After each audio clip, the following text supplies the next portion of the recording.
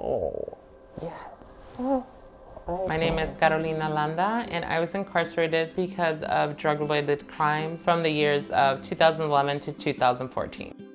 When I first ended up there, it was really surreal. It's like you land in this foreign country. Everything is new, everything is strange. I was together with my son the whole time. Then to be overnight taken away like that was very hard.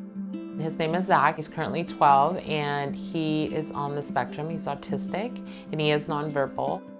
My mom tells me stories of the first 2 weeks I was incarcerated, and he went 2 weeks without eating hardly anything because he was just in shock.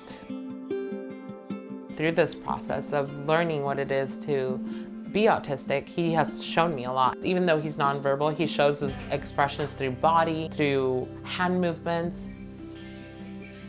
I can immediately tell before the behavior even happens how it's going to play out. A lot of these behaviors happen at school, and when I ask the teachers what happened, nobody can give me those answers. They don't understand Zach, essentially. What I have asked before is for me to be able to sit in the class so I could see what's going on. In order for me to do that, then I have to be able to explain that I have this criminal record. Whenever I hear that, then I immediately know that I will not be approved. I really started to understand what that barrier meant when I started applying for housing, for some jobs. The conversation, it was like, well, what did you do? What kind of crimes did you do? And I'm not sure. And I'd have to call you back. It's very stigmatized and it's gonna stop you every single time. And it's gonna change the way somebody inevitably views you. I've been able to accomplish a lot with my life, but even then, it's still not enough. Being able to expunge or vacate my criminal record would make me feel relieved.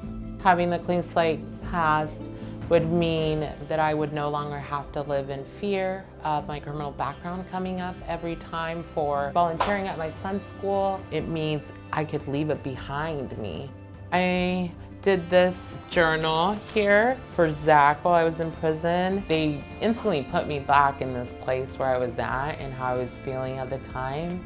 November 20th, 2012, and I wrote, "Dear Chaka," that's my nickname for Zach sometimes. "Today is a good day. I have great memories left behind from you coming this weekend. It was so much fun. Friday was my favorite. We got to play and yell and tickle each other. You laughed with me just like you used to at home."